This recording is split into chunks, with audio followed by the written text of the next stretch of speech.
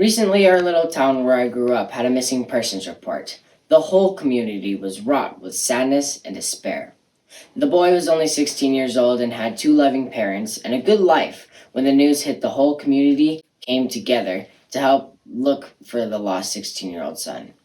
The day I was having sad news of my own. I had to get a cavity filled in my back right molar. At the time, I was filled with dread and wished that I was anywhere else. My mother turned to me and told me to look out in the forest and ditches for the lost boy's car or any signs of him. Well, I turned to her and I wondered what made her think that me or her would have any effect on his outcome. I asked my wise mother why, and of course she replied with, "Well, I'm a mother with 5 kids, and I know exactly what it would feel like to have this situation happen to us. And if there's any way or any chance that I could help out, I will." My mother, the day before, even had driven around the mountains in search of the lost boy. She did not tell anyone that she was looking, or even that she knew of the situation. She just began to help. Thinking of the dread that their family was going through, my tooth being filled was not difficult anymore. I began to feel empathetic towards a family I hadn't even known. What had caused me to feel this way? Well, many people will tell you that they're happy to be an American, that they can be free to do whatever they want. What these people do not see is that the fact that they need to look at their life not as some game of how much can they benefit themselves, but a goal to see how much can they benefit others. Peter Marshall, a reverend who is the chaplain of the U.S. Senate, said this quote on March 19, 1947. "May we think of freedom not as the right to do as we please, but as the opportunity to do what is right." One thing I would like to note is that this quote does not diminish the fact that freedom is the right to do what we can. But the true meaning of this quote is that we have all the freedom to do what we please, but we need to choose to do what is right.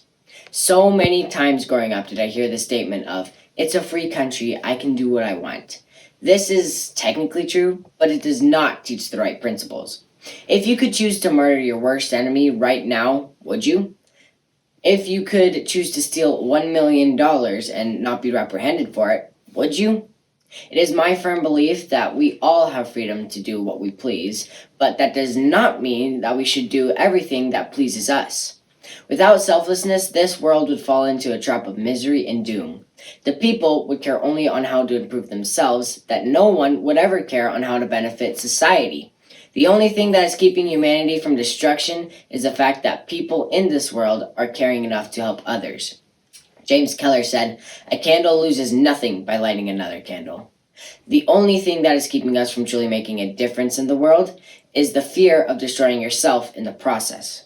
We need to put away our insecurities or selfishness and make a way for a new kind of love, charity. Charity is the building blocks of our society. Could you imagine a world that when looking out of a window, one does not see full of decay and dismay, but one of life and prosperity? How would such a world be accomplished? I am here to tell you today that it will be accomplished by you. You and I are the only way that this world is ever going to change. When you hear this message, you cannot say that it doesn't include you, because I'll tell you, people are already thinking that. If everyone woke up from the fake reality of the only thing that matters is me, then we can begin to build our better world. The saying, "an eye for an eye makes the world go blind," is the same for the opposite. That one act of selflessness, love, and charity will spark another. And if everyone were to be able to choose to be charitable, then everyone would benefit. The blessings that come to those that sacrifice are greater than the sacrifices they made to get them. They found the young boy in California a day later. My mother's contribution may not have been particularly helpful or publicly announced or made for some reward, but we found him. The reason why is because of the good souls that looked for him. You might say that my mother did not need to look for the boy and that her efforts were useless. But if that would be true for her, then that would be the principle for everyone. Therefore, no one would look and nothing would get done.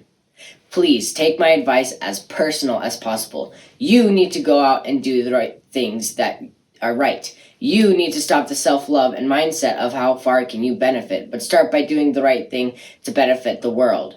Spread this message of love and charity. Start sharing the message that we need to be able to stop looking at the world not as one thing to progress, but as every individual that makes up the world in order to progress it.